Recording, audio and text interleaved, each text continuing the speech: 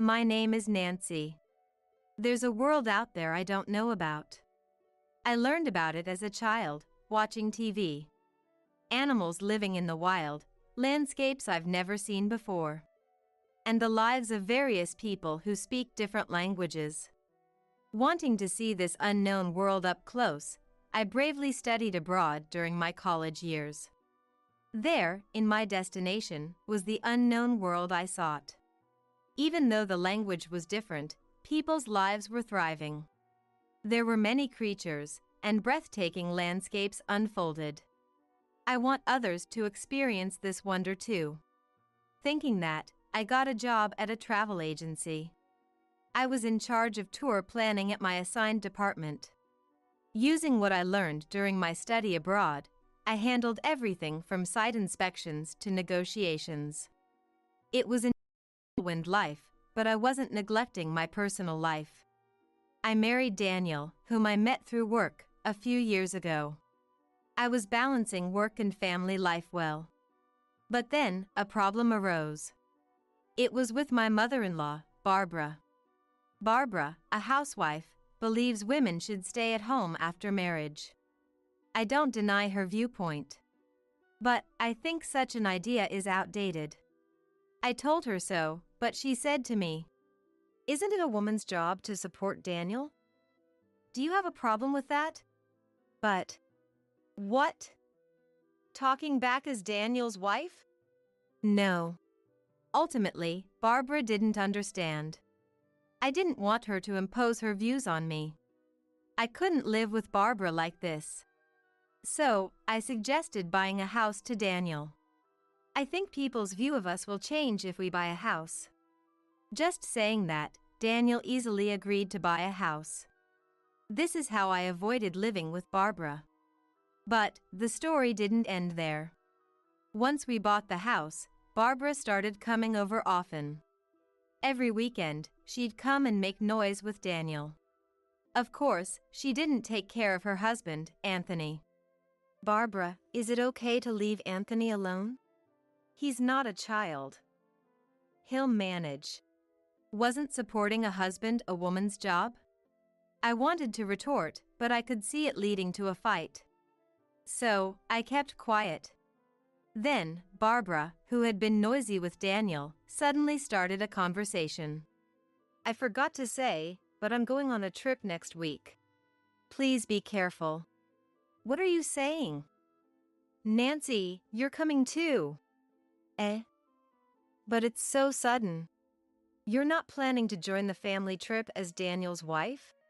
"But there's work too." "It's a family trip. Or are in-laws not family to you?" "That's not what I mean." "Then make it happen." "Yes." I couldn't talk back. But that was still the better part. Seeing me troubled, Barbara said in a mean tone, "And book the hotel." "Eh? I should?" Always bragging about working at a travel agency, right? "I'm not bragging." "So, you can do it, right?" "Where are we going?" "London." London, where I studied abroad. I still have many contacts there. It might be difficult for other countries or regions, but maybe I can manage London. "Okay. I'll try." "I have the plane tickets, so just book the hotel." "Eh? You booked the flight but not the hotel?" "I got the tickets." "Got them?" "I exchanged my card miles for first-class tickets." Barbara grinned. Judging by her joy, it seemed true. Then I noticed piles of branded goods on the sofa. "I see." I understood. Hearing first class, Daniel leaned in. "First class? Seriously, Mom?" "Yes, it's a first-class trip abroad." "Awesome. We leave at 9:30 p.m., so you can work till the last minute." Barbara was still grinning. It felt odd. But there's no point in lying about going on a trip. I have to properly book the hotel, or she'll complain. But it's so sudden, finding a hotel might not be easy. After some thought, I decided to use my old contacts from my study abroad days to get a hotel referral. I asked over the phone, "Can you do it?" For Nancy's request, "Sure. 4 people, 2 rooms." "Thank you." With that, I successfully booked the hotel. Then, on the day of the trip, it was such short notice that I couldn't take the day off, so I was working. Barbara had told me to meet at the airport at 6 p.m. So, if I wrap up work soon, I can make it. That's what I thought when suddenly, Barbara called. "Hello? Barbara? Nancy? Are you done with work? I'm just leaving the office now. So, I'll be at the airport after 6 p.m. "Oh, that's too bad." "Huh? Well, we're actually leaving at 6 p.m. "Eh? No way?" I hurried back to my desk. I searched the flight schedule on my computer. London. London. I found the 9:30 p.m. flight I initially heard about. But there was also a flight leaving after 6 p.m. Could it be this after 6 p.m. flight? Yes. So, the family is going without you. If you leave me behind, what about Anthony? You're supposed to be sick. I was furious. How could she plan so thoroughly to leave me out? Unforgivable. But showing my frustration would be playing into Barbara's hands. I had to hide my feelings, even if it meant putting on a brave face. I clenched my teeth and said to Barbara, "I'm the one who booked the hotel." "So?" "Daniel knows the hotel name. You can't do anything now." I could hear Barbara laughing on the other end. Annoyed, I said, "Go without me then." "That's better. We don't need a useless wife like you." "Useless? What do you mean?" "Don't you know?" "What?" "You neglect housework for your job. Daniel is complaining." "True, I'm busy with work. But I've never slacked off on housework. Why would Daniel complain?" "Can I speak to Daniel?" "Sure." "Nancy wants to talk." Barbara's mocking voice was followed by Daniel's. "Hello? What's up, Nancy?" "Daniel? What do you mean you're complaining about me?" "Just that. You're always at work and neglecting me." "Neglect? I prepare meals, clean, do laundry." "But you think you're doing it all yourself, right?" "That's not true." "Shouldn't you respect me more, listen to me, do things for me?" "Ha! I know a wife who supports her husband is valued. It's convenient for the husband. But that's not all there is to a marriage. I never badmouth Daniel in public, always praising him. But not when it's just the two of us. But we need to speak our minds when alone. Otherwise, our relationship would fall apart. And I'd become nothing but a servant to Daniel. Yet he kept complaining to me. "So you think you can act all high and mighty because you earn more?" "Not at all. Anyway, that annoys me." "And you're leaving me behind for that?" "Yeah, consider it stress relief. I'll bring you a souvenir, so don't worry." That's not the point. Clearly, Daniel was taking me for granted. If that's how it is, I have my own plans. "Fine. Enjoy your trip." "Will do. Bye." Daniel sounded happy as he hung up. I was livid. I couldn't stand the self-centered Daniel and Barbara. "Enjoy your trip without me. But be prepared, even if you come back crying and apologizing, I won't forgive you." I rushed out of the office with my mobile phone. "Hey, hello. It's Nancy, are you free? I need to talk about that hotel booking." With the trip canceled, I had plenty of time. I'll settle everything now. I ran around with that determination. Then, the next evening, exhausted, I got home and right then, the phone rang. Hello? Nancy. What were you thinking? It was Barbara on the phone, sounding quite angry. I knew the reason but pretended not to. Barbara? Are you enjoying the trip? This is no time for that. We can't check into the hotel. Did you have a reservation? You made the reservation, didn't you? I canceled it because I wasn't going. Ha! What? Then where are we supposed to stay tonight? I don't know. Nancy. Barbara's angry voice came through. But she's in London. Her anger over the phone isn't scary at all. That's tough. Being abroad without a hotel, you never know what might happen. Eh? It's not the safest place, you know. Wait. Help me. Barbara sounded panicked. Then, a faint voice in the background. There's a canceled room. Anthony is negotiating for us to stay there. It was Daniel's voice. Is that true, Daniel? Looks like it'll be fine. See, Nancy? You heard that? Barbara's voice turned triumphant, as if her earlier tears were a lie. I heard you. Too bad for you, Nancy. Your plan didn't work. Well, the room was available because I canceled it. But this was all part of my plan. My real aim was something else. Glad there was a vacancy. Thought you'd be smug about canceling our hotel, didn't you? No, not really. Frustrated, aren't you? You can admit it if you're upset. I just canceled it because I wasn't going. Putting on a brave face. How pathetic. Typical of Daniel's useless wife. Barbara laughed loudly. Then, she went on bragging. About the amazing scenery, delicious food, and so on. Eventually, tired of listening, I quietly hung up the phone. She probably didn't even notice. I smiled a little at the thought. Anyway, just a few more days to endure. I braced myself and had dinner.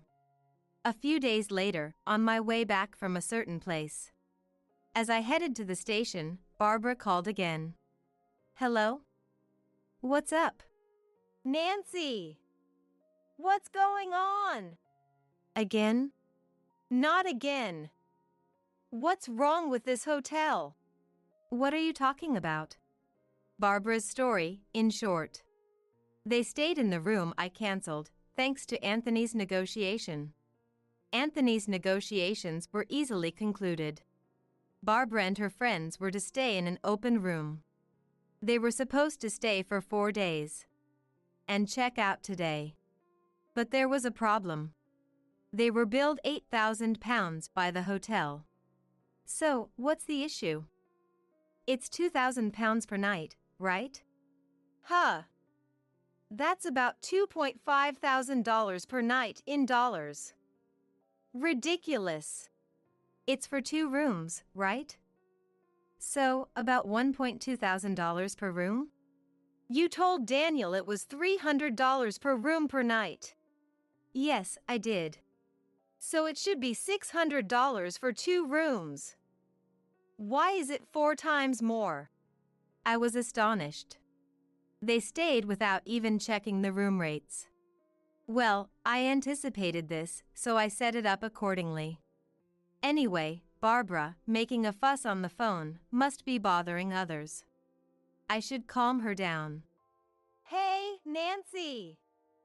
You hear me, Nancy? Barbara, can you be a bit quieter? Why did you lie? She's good at accusing others without reflecting on herself. Exasperated, I began to explain to Barbara. The $300 rate was because I made the reservation. Huh? So, because it was last minute, I asked a friend who runs a hotel. A friend? Yours? Yes. Their hotel offers rooms for around $600 for 2 people. Then why $1,200? That's the rate for a really nice room. My friend did me a favor. Eh? A favor? There were no other vacancies, so they arranged a nicer room. So, is this the regular price? Barbara sounded flustered. When I heard from Barbara, there was no time left for the trip. So, I told my friend any available room would do. The only vacancy was an expensive suite. My friend kindly gave a discount. Barbara left me behind without asking. I immediately told my friend the situation and got the room cancelled. But I couldn't just leave Barbara and the others without a hotel. So, I asked to accommodate them at the regular price if they came. I knew Barbara, having heard about the hotel from Daniel, wouldn't check the price. And I was right. Come on! You should have said that. Yelling won't help. Please make sure to pay. We're not paying. Nancy, you pay. But if you don't pay, you'll be arrested. Arrested? Of course. Troubles abroad can be messy. Are you okay with that? Barbara seemed at a loss for words. As I was about to hang up, thinking I had one, Barbara shouted, Don't mess with me. You'll regret this when I get back. That's fine, but we're strangers now, right? Huh? Why? Well, you said it was a family trip. So, since I'm not there, I'm not family, right? That's different. Before she could finish, Anthony's voice came from the phone. What's all this yelling about? Be quiet, it's embarrassing. Anthony? Seizing the opportunity, I called out to him. He noticed and responded. Nancy? Are you okay? How's your cold? I never had a cold in the first place. What? Give me that. It seemed Anthony took the phone from Barbara. His voice grew louder. Nancy, can you explain everything? I can. Actually, I told him everything from the beginning. His voice gradually lowered. I see. So, that's why you didn't come. I'm sorry. I wanted to go. No, Nancy, you're not at fault. It's Barbara and Daniel. From afar. Eek! I heard a whimper. Barbara and Daniel seemed frightened by Anthony's anger. Realizing this, an idea came to me. Should I tell Anthony what Barbara has been doing? I thought so. So I turned to Anthony. Anthony, can I tell you something? What is it? Barbara comes to our house almost every weekend. I know that. And she throws away receipts at our place. There are piles of them. What receipts? For brand goods. It's fine to buy a lot, but please dispose of the receipts at your place. Barbara wasn't just being noisy at our house. She was secretly buying brand goods and disposing of the receipts at our place to hide it from Anthony, thinking she wouldn't get caught this way. Of course, I'm a witness, so it's pointless. But it seemed Anthony didn't know. That's interesting to hear. Also, please tell her to stop bad-mouthing you at our place. She talks about me too? Yes. She says you don't earn much. Daniel, too. Calls him a useless dad, I think. Anything else? Well, so I spilled all my pent-up frustrations to Anthony. Of course, some of it wasn't directly related to Anthony. But he listened silently. And at the end, he apologized to me. I'm sorry. Now I understand. Understand what? Why Barbara didn't want to use her card to pay for the hotel. Maybe. Probably because the cost was much higher than she expected, close to her credit limit. I'm sorry. That was Barbara's voice. Unforgivable. All your wasteful spending, Barbara, I want a divorce. Please, don't do that. Anthony's shouting was followed by Barbara's pitiful voice. He also yelled at Daniel. Daniel, why don't you defend your wife? Well, that's, Don't come to my house anymore. Reflect on this alone. Yes, sir. Daniel sounded unusually obedient. Probably he thought being banished from his parents' house wasn't a big deal. That's when I struck the final blow. So, Daniel, looks like you're going to live alone now. Eh? What do you mean? Suddenly, Daniel's voice got louder. He must have grabbed the phone. I moved my phone a bit away and told him the situation. Daniel, I want a divorce. Eh? Divorce? You're joking, right? No, I'm serious. I've already sold the house. You sold it? Why would you do that without telling me? That's our house. No, it's my house. But I was paying the mortgage too. No, you weren't. What do you mean? I was giving you part of my salary every month. That was for living expenses. A few $100s isn't enough for the mortgage. Daniel had been giving me a few $100s monthly. It helped with living expenses, but not enough for the mortgage. So, I paid it alone. The house was in my name. So there was no room for complaint. This incident made me decide to divorce Daniel. I sold the house, full of unpleasant memories of living with him. So, you'll be living alone. Wait. Think it over. No, it's decided. I'll contact you once I find a place. Then I'll send you the official notice. Official notice? Of course. I'll be claiming compensation in the divorce. Wait for me. Daniel was crying on the other end, but I didn't care. I hung up the phone. After that, Daniel and I divorced following discussions. Anthony actually divorced Barbara too. Barbara, due to her wasteful spending, didn't get any compensation in the divorce and was left on her own. I was just thrown out of the room. Daniel was nearly broke. Apparently having spent everything except the few $100s he gave me each month on frivolities. Now, he's living in a rundown apartment and commuting to work. But things might be better for Daniel than Barbara. With no house or money, and Daniel's place too small, Barbara had to take a live-in job. She's working hard from morning till night now. As for me, I'm doing great. Being single, I have more free time and can handle overseas negotiations. I've become a relied-upon figure at work, even hearing talks of a promotion to department head. Today, I'm busy flying around the world, planning new tour packages. Sarah's no good in the kitchen, right? She can't even serve a decent meal at home. The room's cold glares suddenly turned towards me.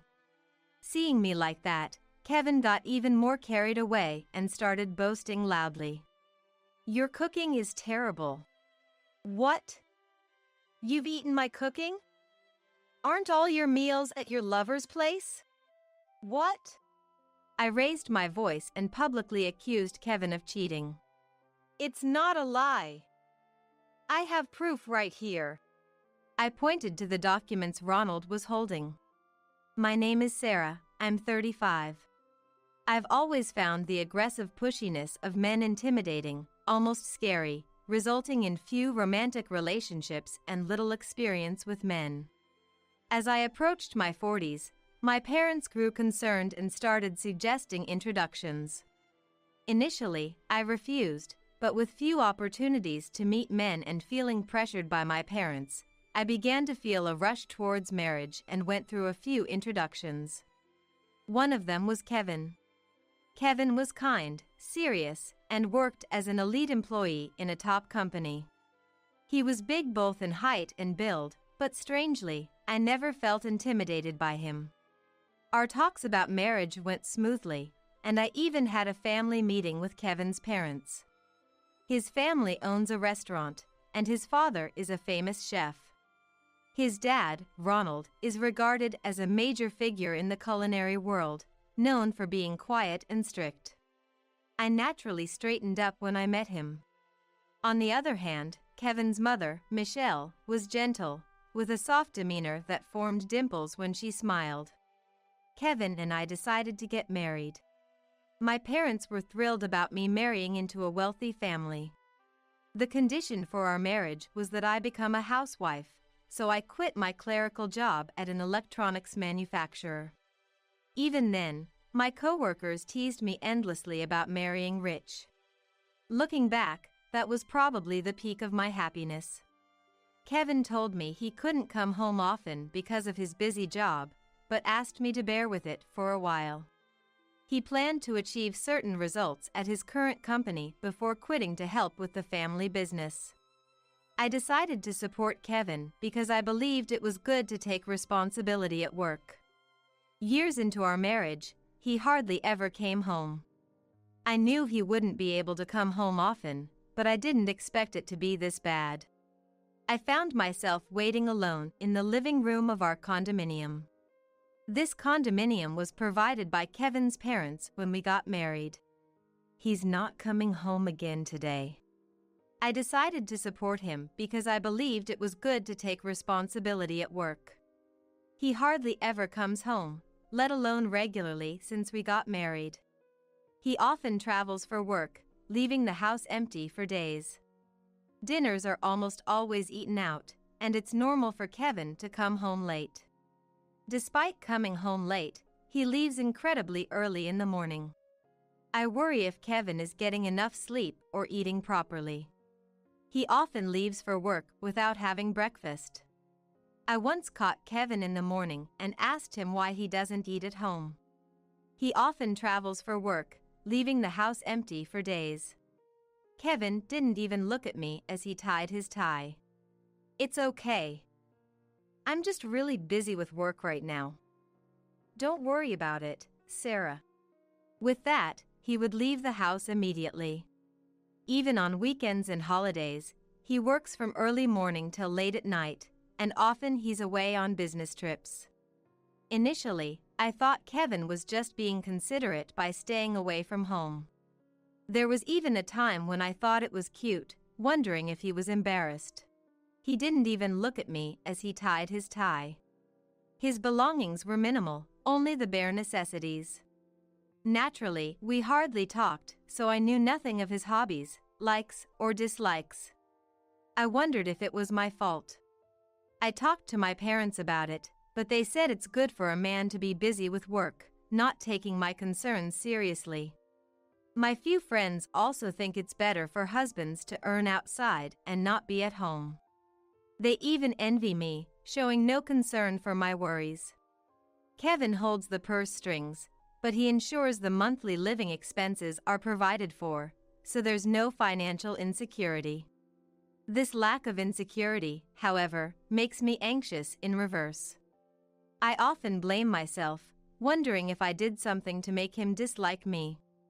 I think about whether there's something wrong with me as a wife, meticulously cleaning and studying cooking to prepare delicious meals every day. Kevin tries to dispel my worries in the little time he has, seeing my anxious face. Sarah, you're doing just fine. I had convinced myself this was just another form of marriage, but then I got scolded by Ronald recently. I received a call from Ronald at the end of the year. I thought it unusual to get a call from Ronald, but then he yelled so suddenly that I dropped the phone. Sarah, what kind of nerve do you have? Did something happen? Don't play dumb. Why haven't you been attending the family gatherings? Year after year. I had never heard about these family gatherings before. I had discussed the Christmas party with Kevin before, and he told me the family doesn't gather because culinary people meet up for Christmas. He also said that when relatives do gather, the numbers become too large to manage. Usually, he goes to his parents' house with presents alone. First of all, if you're not attending this year, Shouldn't you at least apologize for being unable to attend? Ronald's stern voice made me freeze. It's been a Christmas tradition for me to stay home while he visits his parents alone. I've been careful with presents and messages, trying not to be rude. I had suggested calling at least, but Kevin said Christmas is incredibly busy, and I thought that must be true for someone prominent in the culinary world. But I was also afraid of meeting the intimidating Ronald. According to Ronald, the family gathers on December 24th for a party, and culinary people meet on December 25th. I could only apologize over the phone. He just berated me before hanging up. After the call, my mind was filled with questions. What did he mean by Sarah doesn't need to come? Why did he lie about there being no family gatherings? Did he go so far to prevent me from attending? That night, when the date changed, Kevin came home. Thinking it was now or never, I bravely asked him about the Christmas party. Today, I got a call from Ronald. He scolded me for not attending the Christmas party. Kevin sighed and answered reluctantly. Going to a gathering with so many people can be intimidating. Plus, many wives dislike visiting their husband's family home. That's why I thought I was being considerate. I was astonished by his misguided attempt at being considerate. Indeed, many people dislike visiting their spouse's family home. My friends also complained about not wanting to go. However, never going at all seemed absurd. Despite Kevin's reluctance, I insisted on attending the gathering. The Christmas party with Kevin's relatives was grand. A large number of relatives gathered, exchanging greetings. So you finally showed up. Your family, after all. It's only natural to show your face here. Ronald threw harsh words at me. Even after I explained that Kevin said there were no family gatherings, Ronald remained furious. You must have been avoiding us because you didn't want to meet. Overwhelmed by his anger, I gave up on arguing. The rest of the family also gave me cold looks. I supposed it couldn't be helped. I decided to endure it. What I couldn't bear, however, was Kevin's lack of support. Instead, he just quietly drank his alcohol. As everyone drank more, they started coming over to me to complain. Kevin's always saying he's never seen you do any housework. In my heart, I whispered, because Kevin hardly ever comes home. You probably always eat out because you rarely cook and it's not tasty when you do. The words coming from the relatives were all unfamiliar to me. What has Kevin been telling them? I couldn't understand why he was disparaging me. I'm sorry. I'll be more careful from now on. Faced with their harsh words, all I could do was stiffen up and apologize. I endured the painful situation, helping in the kitchen and serving drinks. After somehow finishing the greetings with the relatives and culinary professionals, I returned home exhausted. Kevin said he was going to work from his parents' house and left separately, just like when we arrived. Reflecting on it, everything seemed odd. In my heart, I whispered, because he hardly ever comes home. And why was he spreading that I'm a terrible wife who doesn't do housework? Is there a connection between him not coming home and these stories? Once I started worrying, I couldn't stop. Fortunately, I had plenty of time. I decided to follow Kevin's actions. Like detectives in movies often say, tailing. I followed Kevin early in the morning as he hurriedly left. Knowing his company, I had no trouble tailing him there. Feeling a bit like a detective excited me. It felt more fulfilling than spending the day doing nothing at home. I killed time in cafes and restaurants near his company, then followed Kevin when he went out. He returned to the company in the evening without any suspicious behavior. Continuing to watch from a cafe, Kevin left around 7 p.m. Perhaps he finished work unusually early today. If he went straight home, he would find out I had been out. I hurried home. Managing to get home before him, I rushed to prepare dinner and waited for him. However, he didn't return until after midnight. Feeling something was off, I decided to tail Kevin the next day too.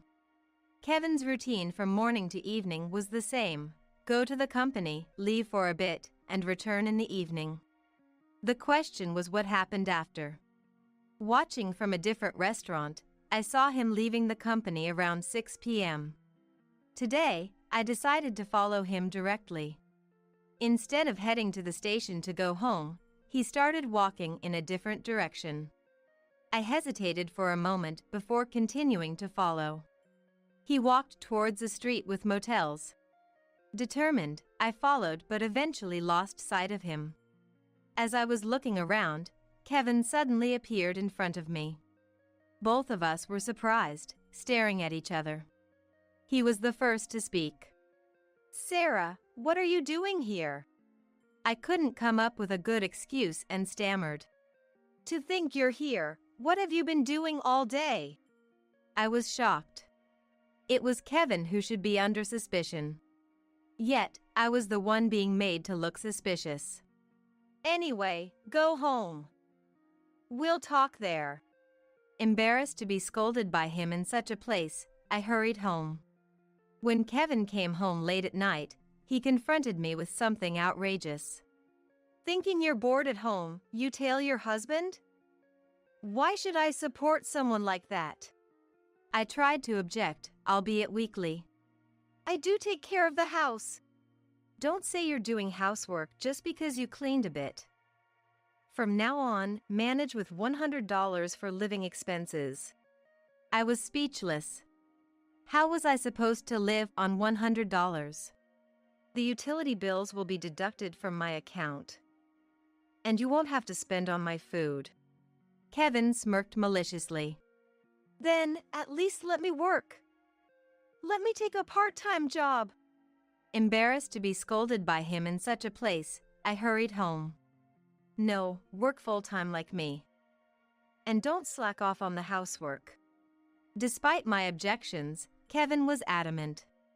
Eventually, I had to return to my previous job at the electronics manufacturer to comply with his demands. I ended up doing all the housework while working. Suddenly, my life became incredibly busy.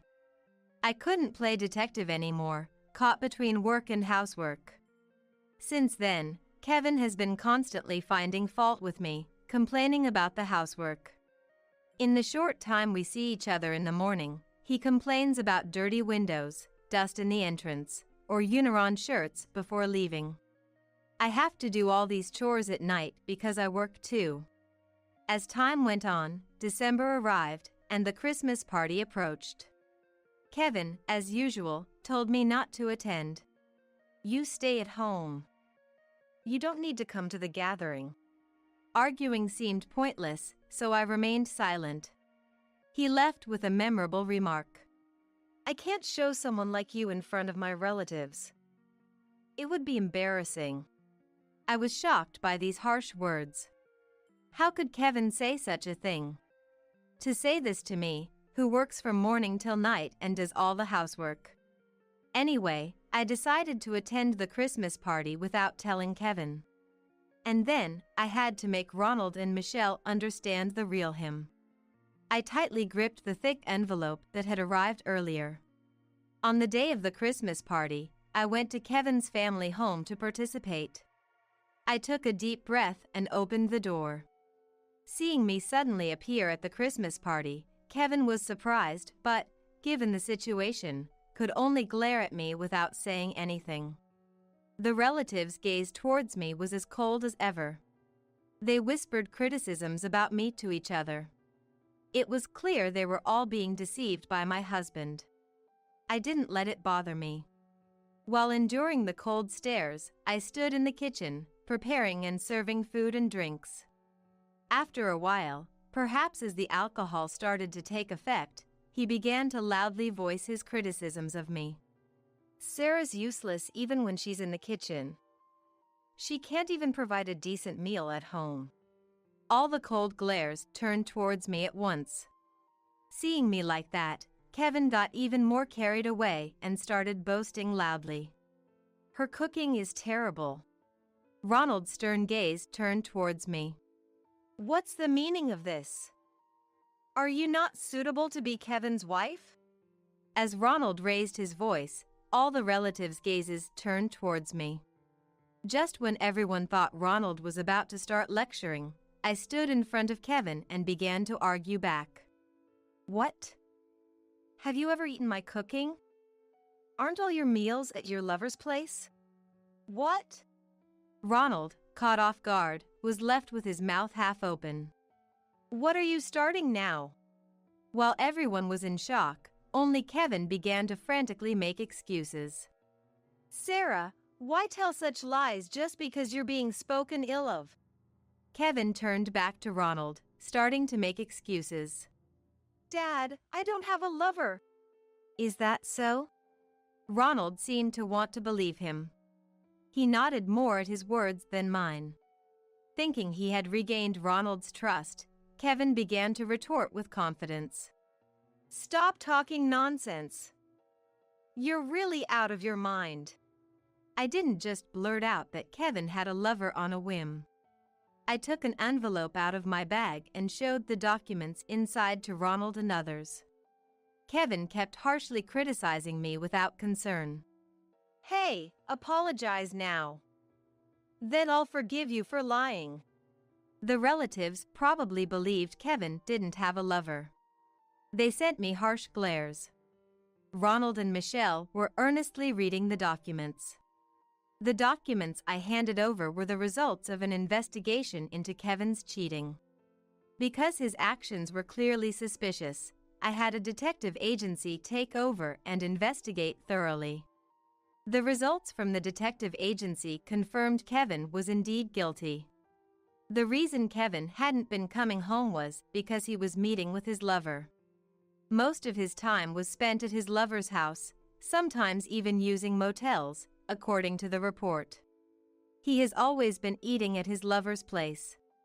While I managed the living expenses with $100, worked full-time, and took care of all the household chores, he was enjoying his time with his lover. When I encountered him on the street with the motels, he was about to have a secret meeting with his lover in a motel. I raised my voice and publicly accused Kevin of cheating. It's not a lie. I have the evidence right here. I pointed to the documents Ronald was holding. The condominium Kevin enters isn't ours. Voices of skepticism rose from the relatives. Is that true, Kevin? What does this mean? Is it fabricated? Ronald and Michelle were poring over the documents as if trying to bore holes through them. Kevin, is this true? Kevin, with sweat on his forehead, desperately denied it. No, that can't be. I don't have a lover. Ronald and Michelle were engrossed in the photos. Photos of Kevin holding hands with an unfamiliar woman and entering an unfamiliar condominium. Photos of them choosing jewelry together in a jewelry store. Photos of them drinking wine at a stylish restaurant. Photos of them selecting groceries at a supermarket. In all of them, Kevin's careless smile is captured. I pressed him relentlessly. Kevin, you said you were busy with overtime every day, right? Kevin turned red and fell silent. My anger made me speak faster. Why did you lie about not wanting to meet the relatives or about the cooking not being tasty? I didn't tell such lies. Even at this point, he pretended not to know. This attitude deeply disappointed me. Everyone fell silent at the exchange between Kevin and me. Then, Michelle's loud voice filled the room. Kevin! What are you doing? Kevin was taken aback by Michelle's loud voice. It's not like that. Michelle, unlike her usual gentle demeanor, had her eyes narrowed in intense anger. Even I, who wasn't being scolded, became frightened. What's different? Are you saying all this is fabricated? Despite speaking calmly now, Michelle's tone was even more intimidating. The relatives, too, were silenced by Michelle's fervor. The stuff about Sarah was all lies you told. Now explain yourself properly.